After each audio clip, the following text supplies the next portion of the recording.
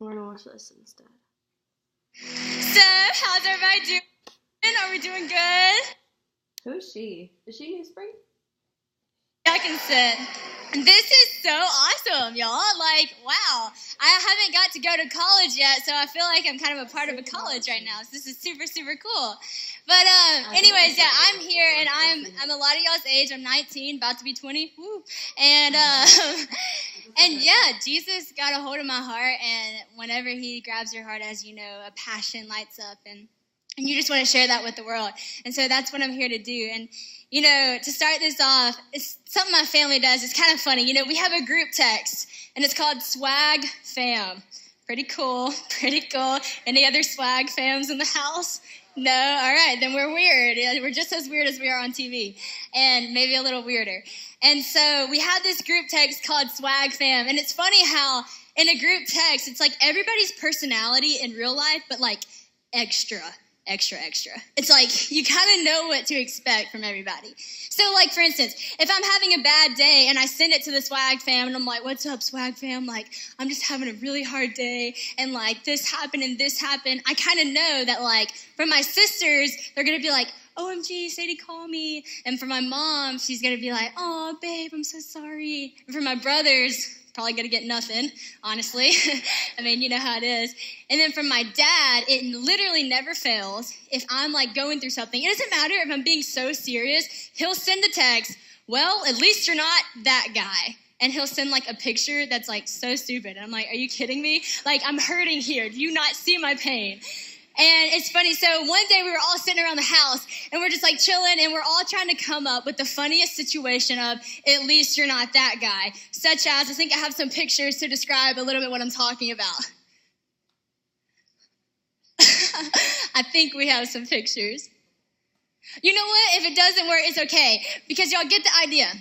It's like, basically, there's a picture that I was going to show, and it's this girl, and she's like has a dog, and the dog knocks over spaghetti everywhere, which is the story of my life, because I had a dog for a total of 3 weeks, and I've already given her away because it was just too rough, y'all. It was just too hard. But I gave her to a sweet family, so it's all good. But one day, so we were going through this pattern of like, at least you're not that guy, trying to come up with the worst. Oh, yeah, there it is. That's hilarious. Why are they wearing helmets? I don't know. I just thought that was funny. Like, what? Like, the egg probably wouldn't hurt that bad, but anyways. And I took the liberty of saying the one that was, like, not funny at all, you know, the last person that says a joke that everybody's just, like, silent. And I go, well, at least I'm not a plankton. What? Like, why did I say that? Like, why? And it was, like, so awkward and, like, so quiet. And everybody was like, what do you mean? I was like, at least I'm not a plankton? I don't know what I mean, but we're also so defensive in our family. I thought, you know what, this has to be something bad. This has to be. So I look it up, and of course the first thing on Wikipedia is this little guy, the evil villain from SpongeBob, with the little, then it says the definition of a plankton. And it says it's a small microorganism unable to swim against the current of the ocean that provides food for big fish and large whales to eat. So I'm like, okay, that's terrible. Like, honestly, is there anything worse than a plankton? So I win. Thank you, all, everybody. I win. Good night. But something happened in my heart that night. It was weird. When I said that, it was almost like I heard God just speak to me, hey, but what if you were? I was like, huh? What if I was a plankton? This is getting weird. You know, I'm thinking just what y'all are thinking. This is the most random thing ever. But God was like, what if you were a plankton? Are they really the lowest of the low? Could you find passion and could you find purpose in something that seems so low, but something that I gave life to? Whew. I was like, okay, sorry about that. I'm going to go figure that out. So I go back to the internet, and this time I surpass Wikipedia and look at what a plankton really is. And it was astonishing. You see, these plankton, Wikipedia was right. They are unable to swim against the current of the sea. They float. They drift. In the Greek language, plankton means to wonder, a wanderer, okay? So they're floating around in the ocean, which kind of seems pointless until you understand where they're floating to and where God's taking them. You see, they start at the bottom of the ocean, in the darkest part, surrounded by the most bizarre companions that all are trying to eat them for food source. But they float past them and they make it to the very top of the ocean to receive light for a process of photosynthesis. But then it doesn't stop there. The most breathtakingly beautiful part is once it receives the light, they don't stay in this safe haven place, but they go back down to the bottom of the ocean with all those things that want to eat them, and they provide 90% of the ocean's photosynthesis. And by doing that, they provide 50% of the oxygen that we are breathing right now. Come on, This little plankton that I thought was the worst thing that you could possibly be is actually providing life for all of us through the energy and through the light that they had to go and receive first. That's crazy. When I read that, it was kind of like a fear of the Lord moment of like, wow, God, it's so crazy how you do that. How you put these amazing little things like messages in the tiniest of creatures. And a mentor friend of mine said, Sadie, what passion does is passion fuels you. It gives you the fuel to press past your fear in order to fulfill the purpose that God has called you to. So as I'm about to read what Passion City's foundation verse is in Isaiah 26, starting at verse 8, it says, yes, Lord, walking in the way of your laws, we wait for you. For your name and your renown are the desires of our heart. Then the next verse 9, it says, my soul yearns for you in the night, and in the morning my spirit longs for you. And as I read that, I thought about those plankton at the bottom of the ocean in darkness, just swimming around, floating around. They can't help anything. But every single night when it's dark, just thinking, oh, wow, I can't wait to get to the light. I can't wait for what I'm going to receive today. And they're expectant of what they're going to receive because they know that when they go there, they're going to get what God has promised them, the light. Just like when I text my family, I know what I'm going to get from each person. I'm expectant of it because they've showed me their character. God shows us our character and he stays in the same place. And sometimes we wander off and we get lost and we swim with the current and we become routine to the darkness and we just get blinded instead of stopping for a second, looking up and saying, oh, wow, that could be something cool. Stop the pattern, leave everybody else that is not following the light and receiving God's promises. I feel like sometimes we're a generation that we sit here on Passion City College night and we praise God and we sing songs and we say, all your promises are yes and amen, God. But sometimes we don't take the time to go look and see what those promises are. You see, there's over 7,000, 8,000 promises in the Bible. And I don't know that I could name that many, honestly. But I want to seek because I want to know. Because when I go back to the darkness, when I go back on college campus, when I go back into the world of bizarre people around me, I want to be able to say, you know what? God promises that he's going to protect me. God promises that he's going to give me peace that surpasses all understanding. God promises me that he's going to be my right-hand man and he is going to save me and carry me whenever I go there first. You want to know the promises when you go back, There was a study on growingleaders.com. And I looked this up because what the plankton thing is, I thought it was really cool. It's the biggest migration that is happening in the world daily. The biggest migration is little things receiving light to give life to the world. Interesting. So if these little microorganisms can do it, I thought, why can't we? I think sometimes because we're fearful. So I looked up this study on growing leaders, and I said, what is the number one fear that college kids have today? And I like this study because it went past the normal fears that you would think of, like the ones of like, I wonder who my roommate's going to be. Is she going to be super weird or super cool? Or like, I don't know how to do laundry. All these like kind of, I really sometimes like that stuff is really a fear, but this is a bigger fear. See, what it said was, they're not happy with the direction that the country is going, and they are fearful to go into that. They are scared that they are going to sacrifice their beliefs because the odds are against them. And they want to possess values, but life has always been very convenient for them, with little need to sacrifice for what is right. Interesting. When I read that, at first I was like, wow, That's awesome. That's such a, big fear. But then I thought, that actually really bothers me, because this is something that we so have an opportunity to change. We're scared to go into college because we're scared that we're going to join the way the country is going. So really, what like you're willing to give up your relationship with God that you've worked on for your whole life in order to save a reputation with people that you haven't even met yet. We're willing to risk our whole relationship for a reputation. And that's what we're really scared of, because we're scared of this sacrifice. It's not a sacrifice, it's a relationship. It's a walk of obedience. It's a walk of saying, God, I want to go in college and walk with you because you're the greatest thing that they have to offer, And I fear that we walk into it thinking it's a sacrifice. And do you know what people think?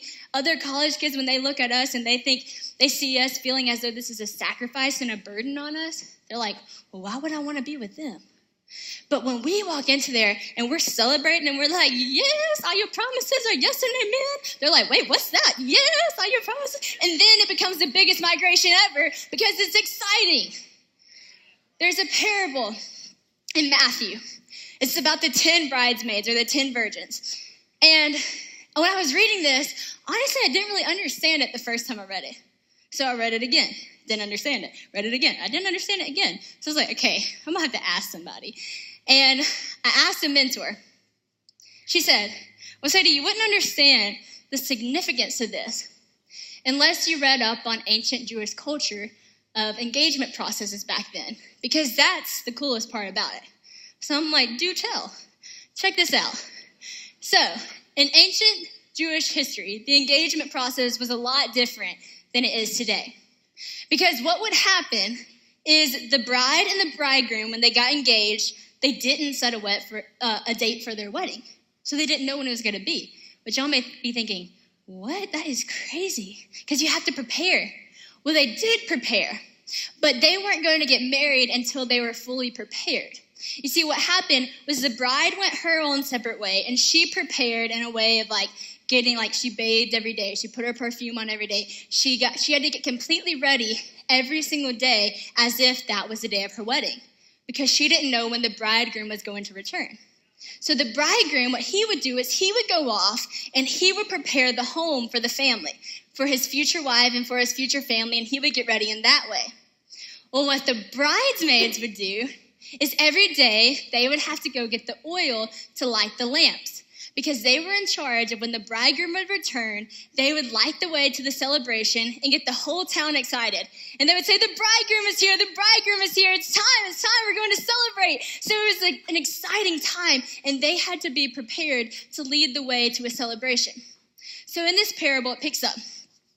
And what happens is the bridegroom makes his return. The bridesmaids, there were 10 of them. 5 of them did not have the oil prepared. The other 5 did. Now, these lamps weren't just like little lamps back in the day. They were big torches that really lighted up the way. So they had to get jars of oil. So you really, really had to be prepared for this. And they had to be expectant of his return. So there was a day he came back, and the 5 of them were ready and the other 5 weren't. And they were like, oh no, give me your oil, please, because we don't have it and we can't light the way. And the other 5 were like, we can't, sorry, we only have enough for us. And they were like, so they ran. And the other 5 lit the way and they said, the bridegroom is here. And they all went in to celebrate and they all had a great time. Well, at the same time, the other 5 come running and they're knocking on the door. They say, let us in, we're here. We have the light. And it picks up with the Lord saying, you can't come in. Surely you weren't ready for my return. You didn't know when the day was coming. They weren't ready because they weren't expectant. So they didn't get to celebrate. And their effect on the whole town was it didn't really light the whole way. It wasn't in complete celebration. So do y'all see that if half of us Christians go in and we're like, yes, and the other half don't, it honestly sets this tone to the world with, wait, what are they trying to do? But if we all go in together with the biggest migration of the world after first receiving the light and getting our spiritual preparation ready, then imagine the change we can make. It would be huge. It would be huge.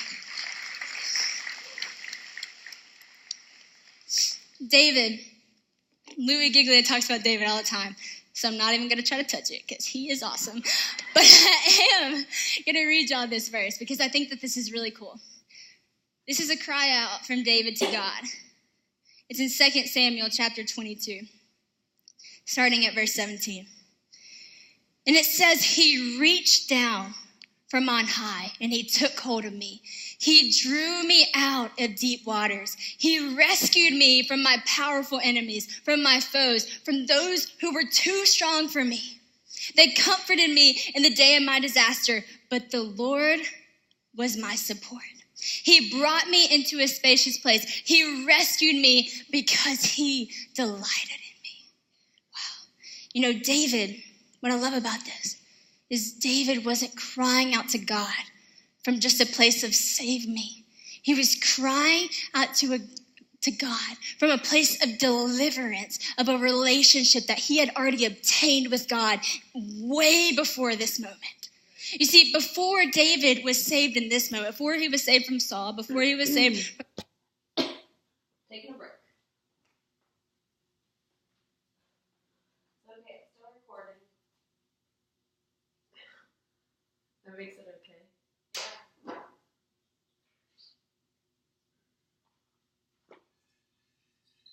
It's really, you shouldn't have tried it for more than 15 minutes at a time.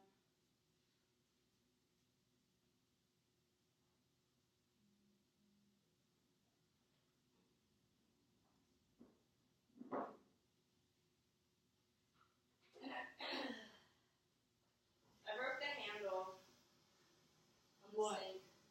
I don't know what I did, but it fell off. The handle? So all you can get is cold water. Are you gonna tell Reggie? Huh? Are you gonna tell Reggie? Well, I mean, I feel like there's a way I can screw it back on. I just struggle. Okay. Call again.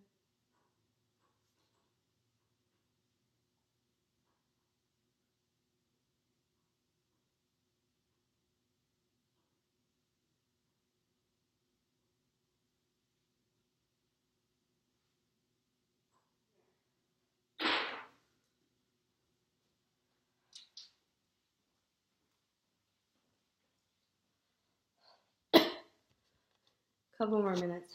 enemies, before he was even saved from the giant, he was delivered from the lions and the bears as just a shepherd boy. And David actually kind of started out as anyone but that guy. He was the not that guy. Because when Samuel the prophet showed up in this town, and he was like, hey, Jesse, let me see your kids to see if any of these people can be king.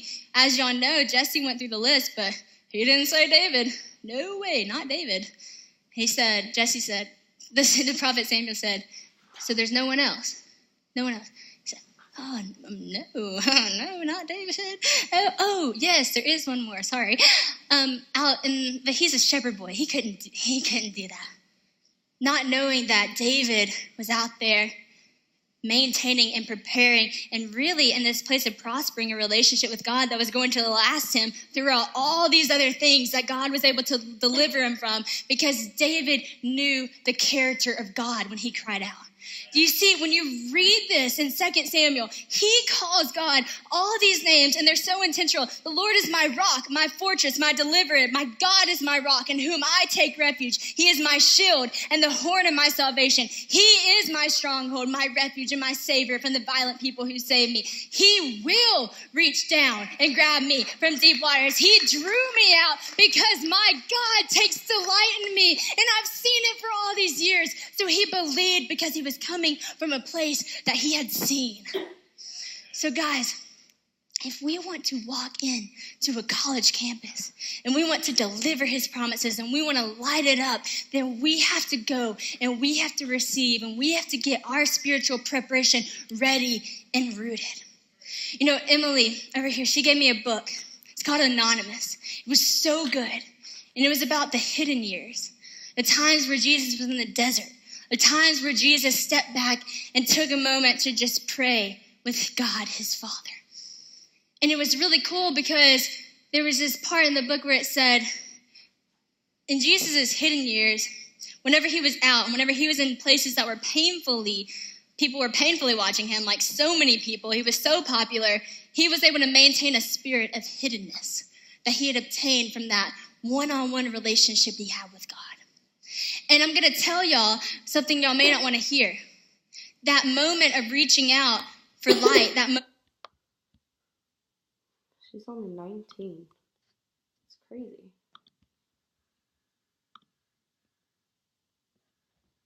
Wasn't it? What? Preaching at the age of 19? I mean, a lot of people have potential. Say a lot of things. And so who is she? Her Dynasty. Yeah. She is her daughter.